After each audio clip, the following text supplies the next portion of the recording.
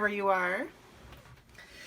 This is a vlog for like November, December, and January. It was just a busy time of year for me, and I could not get my act together and actually do a vlog for you guys. So unfortunately, it's just gonna be a bit of a all wrapped into one here.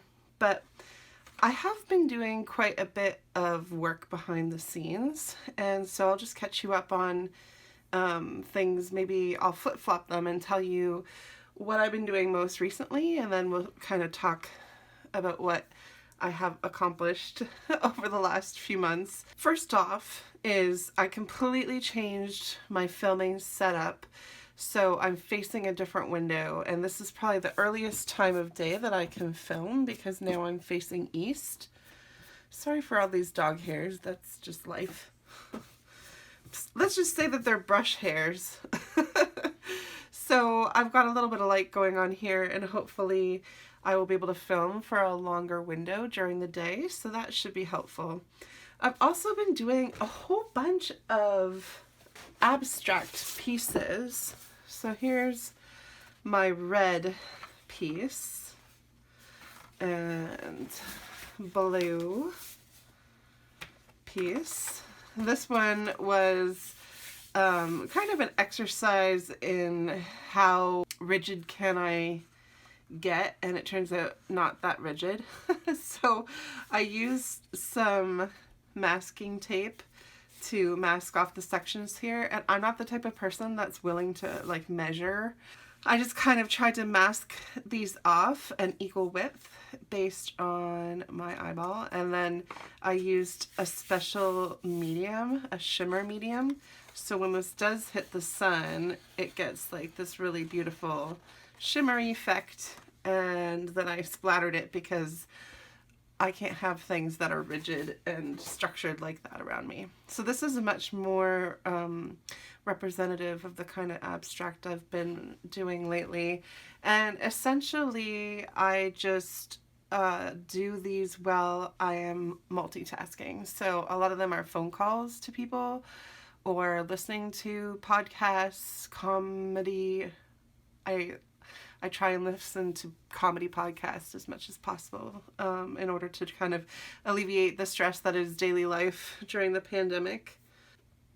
So I've been doing these beautiful abstracts, and they're not really meant to be masterpieces. They're more just an expression of the inner workings of my mind as we go through some of these moments in time, and I like to keep them and share them because they make really interesting pieces to look at. There's a lot of texture in them, and I don't really have any kind of rules on how I put them together. So, you know, I think it does make for some interesting experiments, and it also allows you to really see how far you can push your paint. So I do encourage you to try something like that where you're just like, well, maybe I'm only going to use 3 colors, and I'm going to this one, for example, I just put the page into the sunlight and I had a plant in the way, and so I drew the shadow. So these are leaf shapes, but they're distorted by the angle of the shadow, and use that as my line, and then colored in 2 sides, green versus yellow, and it was really calming and enjoyable, and I get to see how these paints work together, and they're kind of magical. So that, and this is another fun kind of thing that you can do, which is in a way an abstract base layer. So I wasn't trying to do anything in particular. I just flood these colors in, and I think I recorded it so I can show you how I did that. And so it's just about choosing limited colors, and kind of the suggestion is obviously blue is sky, green is ground. But other than that, I kind of just let it do whatever it wanted to, and then I was able to pick out the spots that I thought made sense as being something more concrete, more landscape-ish. So why don't I go ahead and show you how I might take this to the next step here. I've already taken a pencil, and where it made sense to me, put in suggestions for hard lines in this piece. I'm not going to change anything up here, and very little, to be honest with you, very little. I'm going to change very little, but there's still some spots where if we were to add some detail, we might be able to push out.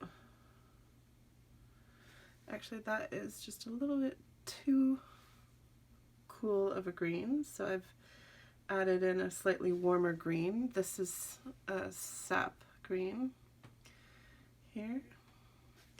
And originally what I used was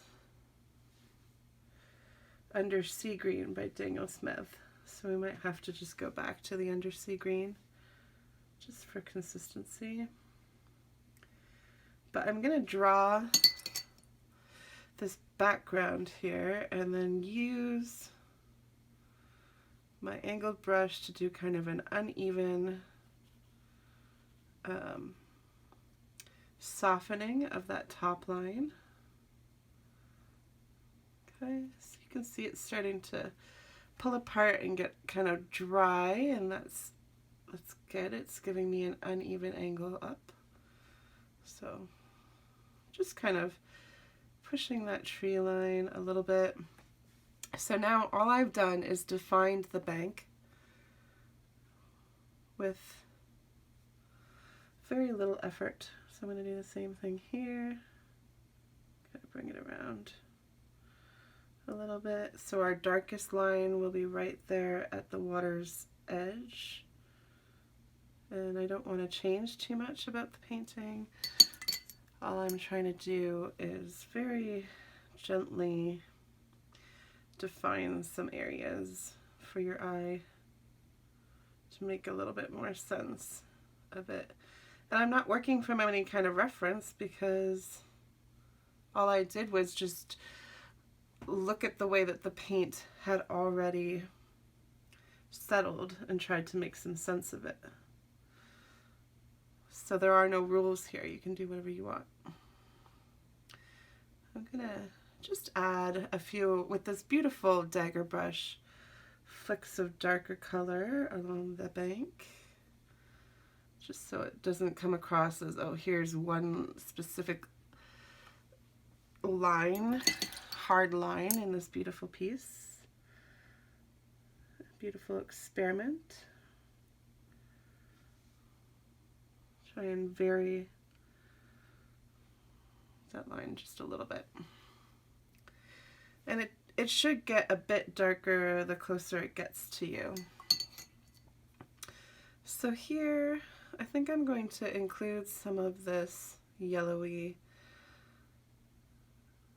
ochre Mars yellow color. I never know which one I'm using, so it's one or the other, but they work very similarly on my palette. And mix with some darker greens just to give some more detail up close. The closer it is to you, the darker it will be. So I've got kind of a bank line there.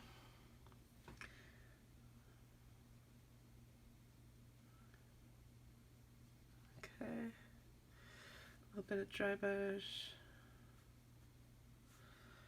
I'm gonna pick up some thick yellow paint here. Kind of just make it up as I go. When you do them all in one direction, these sort of longer strokes, it definitely ends up looking windswept, which is kind of fun. Okay. I don't want to do too much, otherwise it's going to look like it's unbalanced. So that's probably good. And the way to undo a little bit of that detail is to take, I've just now taken a kind of old number 8 round brush, and I'm going to knock off some of that water, but I'm going to tap here so that it interrupts those deliberate brush marks and just softens this area a bit. Dilutes it a little bit. Okay. And the other thing you can do is kind of drag that paint around in a dry brushy effect. Just blend it in a little bit more. Okay. That's enough, I think. And you could go in here just provide a little bit more information to these trees, maybe a darker base. So again, I'm going to use the same mixture of colors, devalue it a little bit with some palette dirt. But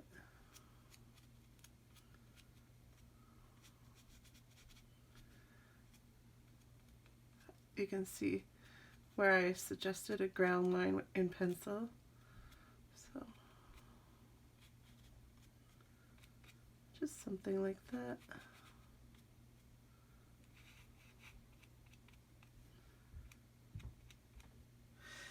Okay, now I'm going to take a little bit more excuse me, dry brush. What the dry brush is doing is just changing the density of paint. So we're getting some areas that are a bit darker.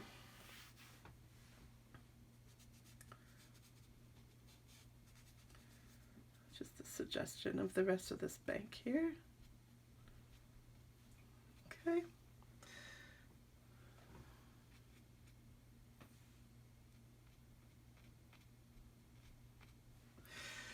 Alrighty, that's it.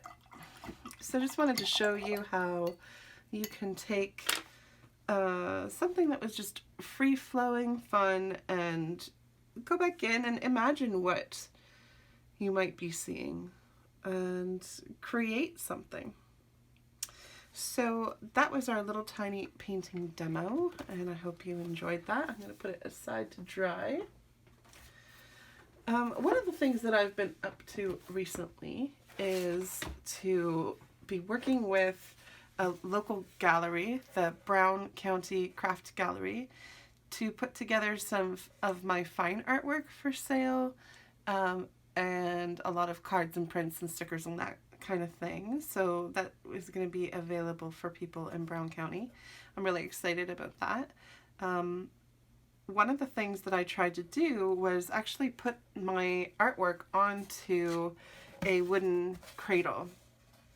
So when I'm selling this, I want it to be a little bit more accessible and something that you are able to see without having to look through a frame and glass in front of the piece. You're able to actually even touch this watercolor and see it right in front of you, because I've taken a golden UV top coat. So I wanted to make this more accessible. So framing is probably the most expensive part of a painting, other than the love and care that you put into it. The paper, the paint, you know, those components are relatively inexpensive when you think about the cost of a piece of artwork. But framing can be quite expensive. Like, it's going to add $100 onto most pieces. So this is a way to make it more accessible, not only in terms of the price point for the art collector, but also in terms of your accessibility to the piece. And I think that's really cool. So I'm excited to be able to offer some of my work this way. And it's going to be, again, those lower price point ones. So this is $185. This is the piece that would go to the gallery, so that would be on the wall next to the piece, and then this comes stamped and authenticated for you. And so you can actually take this and then frame it as well if you want. Or you can just put it straight up on your wall and love it. And the fact that I've used the highest quality pigments as well as putting a golden UV top coat on means that this is totally fade proof. You can stick it on your wall and the colors are going to be the same for generations. So I just wanted to share that that is one of the things that I'm doing with my fine art work. I got the calendar out. I'm pretty sure that's one of the last things that I was able to show everybody.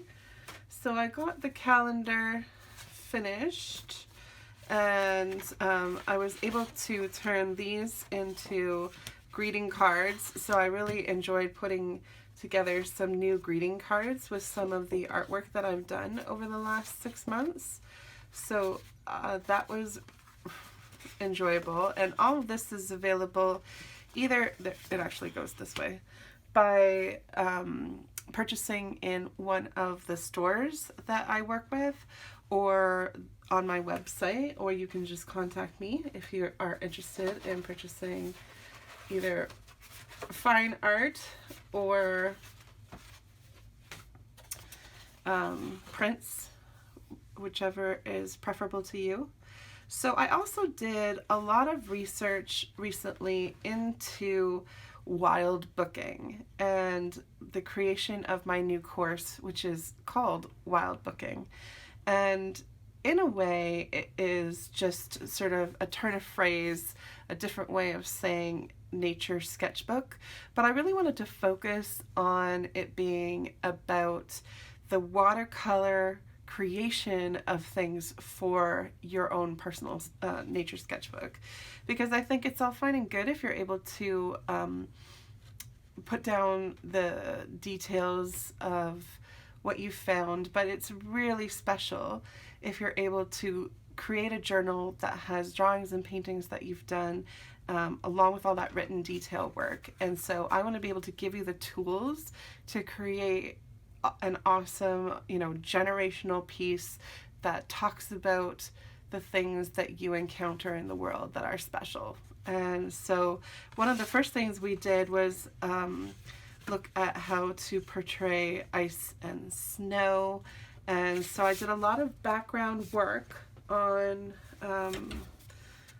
effects for ice and snow.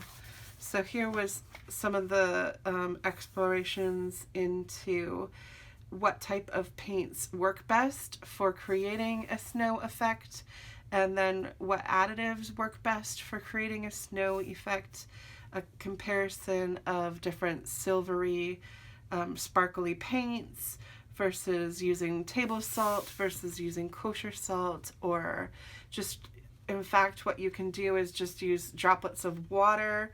Lots of really fun explorations. Some more of the explorations into creating a winter night scene and frosty branches. I really enjoyed doing the research for this project, and I did quite a few drawings and paintings to kind of look at what would be the best and the most effective methods for my students to create these atmospheric effects.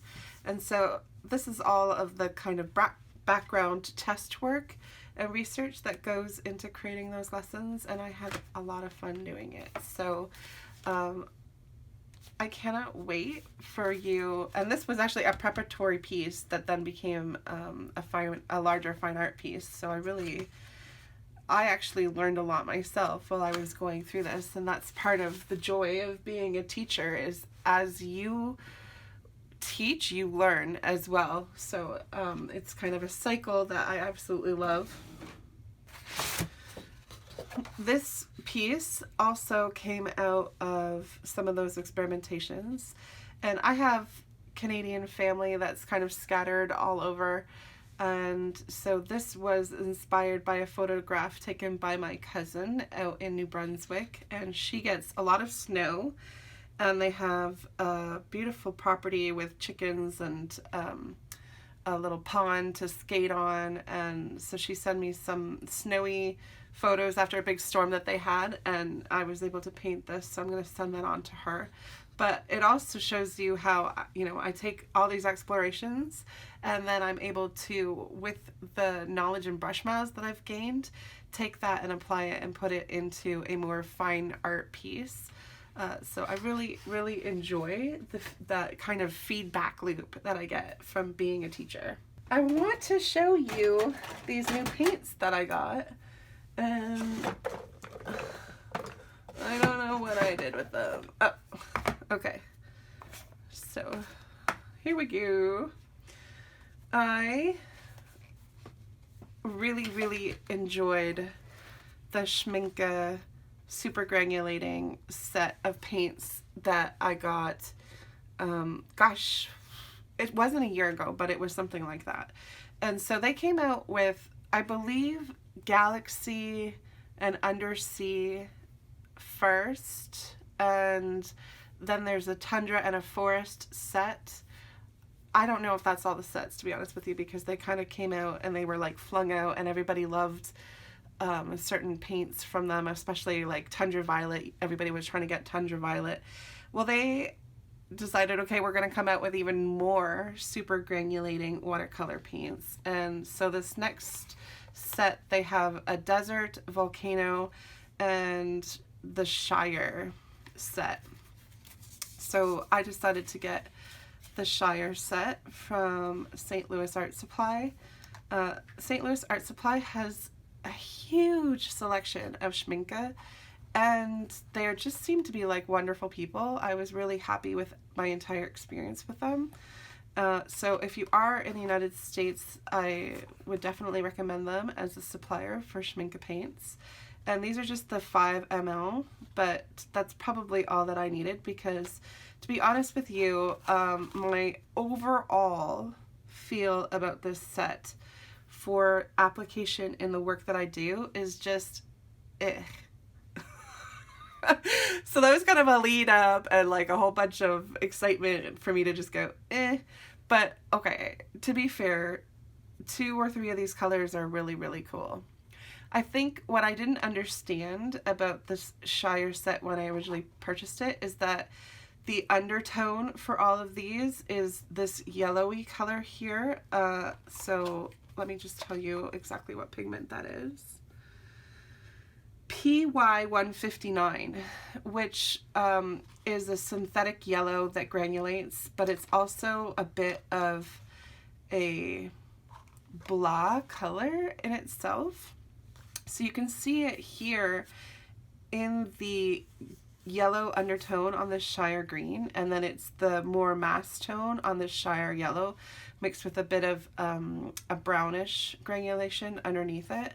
So it's in these 3 paints for sure, and I'm not sure that I super love it for the work that I do, which is mainly nature. So you would think that this set, which is heavily green leaning, would be something that would really work well, but I don't know that it does. I think that certainly when you use all of them together exclusively as a set, it's almost a bit too much granulation, but I think there are points to this set that maybe I wouldn't have bought the whole thing, but I definitely would have purchased, for example, the Shire Blue. This one, I think, makes more sense as an undersea blue.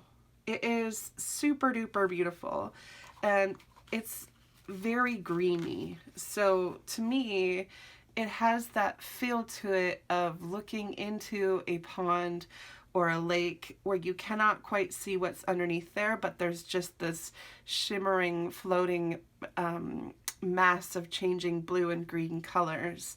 And so I think that is exactly what this Shire green is. And it is the P159, like I said, that muted yellow mixed with PG26 and PB29, which is ultramarine blue. So that's what's giving it the beautiful blue undertone.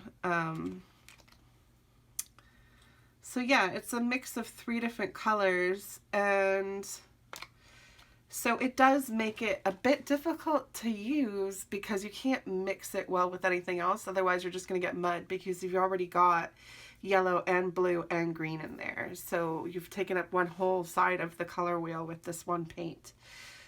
That said, if you just want to use it and let it shine and create a beautiful lake space for you, it is pretty stunning for that purpose. So here is an example of using these colors. I did have to add to this mix. So let me just move this here. So I did have to add, I chose copper because copper is a super fun color, and this is copper ink, which is giving just a bit of like deep contrast to these paints, because the other thing about them is that they are not very high in tinting strength. So they just sort of fade away into nothingness very quickly. You don't have to add a lot of water before you're like, where did the color go? So, you know, having this kind of contrasting color was helpful, and I think I also used some Indian red to do that. But the base is the Shire green here, so you can see how that yellowy greeny contrast is quite interesting. And I think though what really shines is this blue color is amazing. And I've used the Shire gray. Oh my gosh, there's a little cardinal right outside my window. Hello, little cardinal. I did use the Shire gray for the far bank, so it's kind of floating down into that, and I think a little bit for this depth ripple suggestion. Maybe in the comments you can tell me what you think is going on with this set. There's just something where you can't use them all together and say it works as a piece.